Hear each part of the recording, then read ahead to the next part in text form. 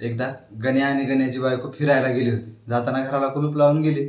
दिवसभर त्यांनी फिरले, पर्यटन केले आणि संध्याकाळी घरी आले तेव्हा अंधार पडला होता.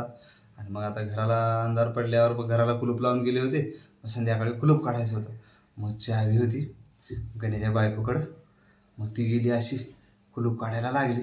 तिला काय कुलूपच निघाना. मग गण्याला म्हणली, अहो जरा मोबाईलची बॅटरी तर दाखवा.